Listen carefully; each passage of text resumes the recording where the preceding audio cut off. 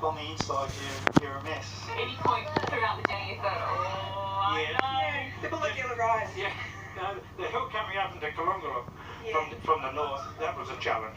After a few tears and a celebratory champers, the shoes were off to wade through the water, marking the end of their port-to-port journey.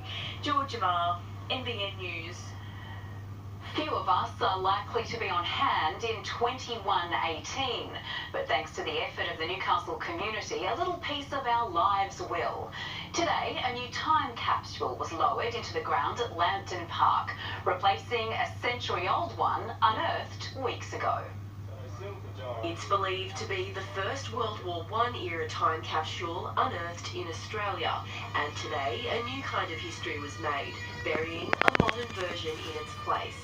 Lots of time capsules get buried, but not many actually get found and found intact. So this is quite a unique part of what is known as the sort of the time capsule history, and to have it unearthed exactly 100 years after it was buried is very significant. Hundreds gathered at Lambton Park to take part in the ceremony, including relatives of those responsible for the original way back when.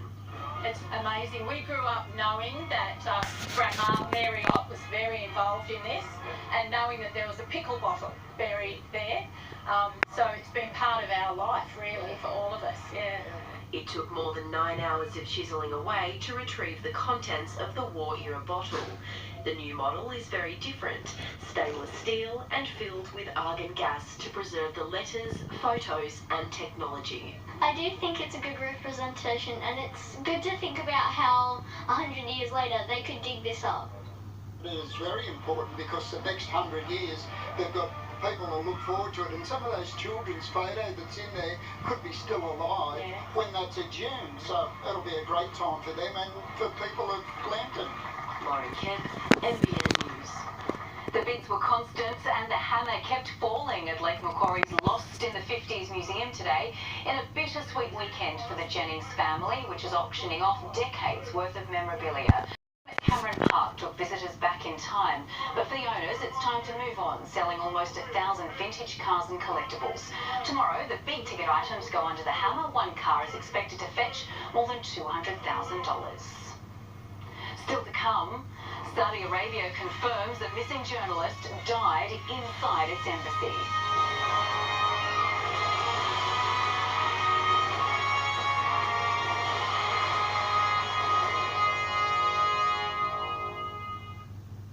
So how much do you think this will go for? Something around 780. Yeah, 780-ish. 850. Get Australia's most accurate free property price predictions from ANZ.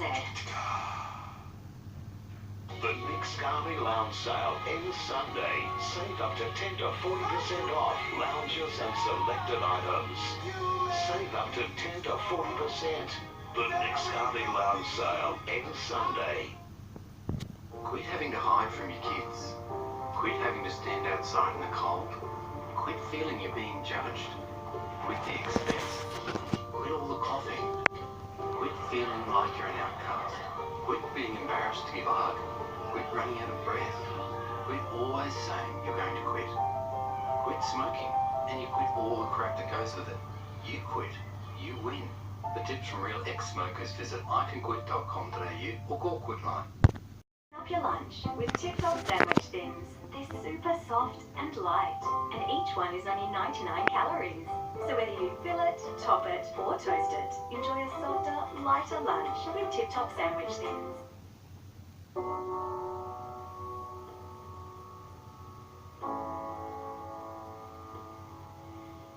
Good grief.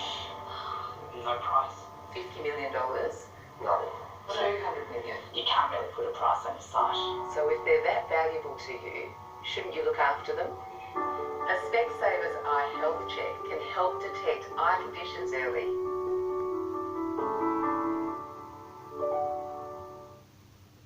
I get asked all the time about mine, and to anyone who serves, they get it. It took 3 years of saving to buy my first car, so I really wanted to make it mine. My plates. My plates. Visit myplates.com.au.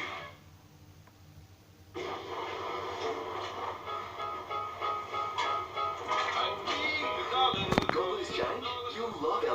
lunch menu. Grab a 100% Aussie beef hamburger for just $1 at Macca's.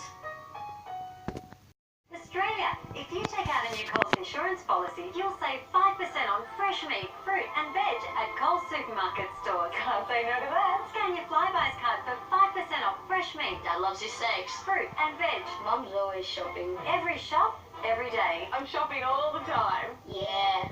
Search Coles Insurance and get a little red quote. Make your insurance count with 5% off fresh meat, fruit and veg. 5% every time I shop. Good things are happening at Coles. The Snooze Profiler can help you choose a bed that's right for you. Get 50 months interest-free when you spend $949 or over. Be quick. Offer ends Sunday. Approved customers only. Terms and conditions apply. Find your comfortable at Snooze. An early morning swim turned into a traumatic ordeal for a man at Port Stephens who wound up fighting off a shark. Paul Kenny punched the ocean predator as it latched onto him off Samurai Beach. Bandaged and stitched up, Paul Kenny has joined an exclusive club. These injuries are battle scars. This morning, he took on a shark and won. Yeah, I think I scared him more than he scared me. Just before 8 a.m. at a remote nudist spot, Samurai Beach in Port Stephens, Paul is stripped off and hit the surf.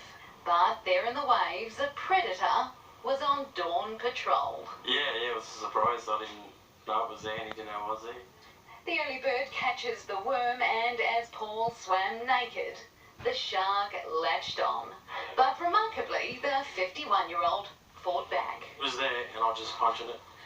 There's only a couple, maybe 2 punches, let go. Alone in the water, Paul turned to 3-time world champion Mick Fanning for help. He's a bit of a man crush. Of course he'd done it, that's what I did.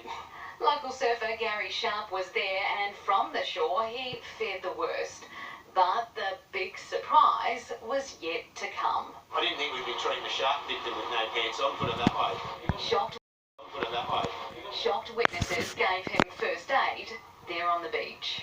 We had a few funny jokes because he was having a little nude swim, so it was Starkers all the way.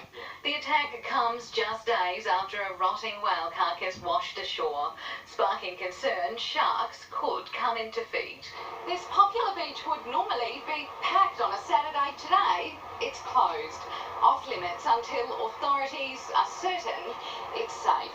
Fully clothed and recovering at John Hunter Hospital, Paul Kenny says he owes Mick Fanning his life. Welcome to his club, I suppose. I don't know. Yeah, he's a legend. It's been denying the allegations for weeks. Now Saudi Arabia has changed its story, admitting a missing journalist was killed in one of its embassies. The country claims Jamal Khashoggi died in a fistfight, a story supported by US President Donald Trump, while Australia has condemned the killing. The evidence built to the point it was indisputable. And tonight in Saudi Arabia, just after midnight, a TV news report confirmed that Saudi journalist Jamal Khashoggi, who'd been living in the US, was dead. Jamal bin Ahmed Khashoggi. The claim, in the Saudi consulate in Istanbul, he got into a fist fight. He was held in a chokehold and he died. The Saudis say an investigation, which will take a month, will be headed by Crown Prince Mohammed bin Salman. And that was immediately criticised. Because most of those involved work directly for the Crown Prince. And here in the United States, they're calling for an inquiry by international investigators. A 59-year-old journalist got into a fight with 15 Saudi goons and somehow wound up getting dismembered. Yeah. I mean, this is just so unbelievable that the Saudis are truly insulting our intelligence by expecting us to believe that. But Donald Trump is happy to collaborate in this cover-up. Do you consider it credible, their explanation? I do. I mean, it's early. We haven't finished our review or investigation, but I think it's a very important first step. The Saudis say 18 people have been arrested, and the deputy of Saudi intelligence services, General Ahmad Asiri, has been relieved of his duties. As well, it now seems implausible that the Crown Prince didn't know about the plan to fly the killers into Turkey to meet with Mr. Khashoggi. In Los Angeles, Robert Penfold, NBN News. At least 60 people have been killed by a train in India, and a warning: some viewers might find this footage confronting. Crowds had gathered to watch fireworks at a Hindu festival in Punjab, with some standing on the tracks for a better view when the train sped through. Dozens of others were injured and say they didn't hear the train coming over the sound of the fireworks. A man has died after being struck by lightning near Dubbo in central West New South Wales as severe storms lash large parts of the state.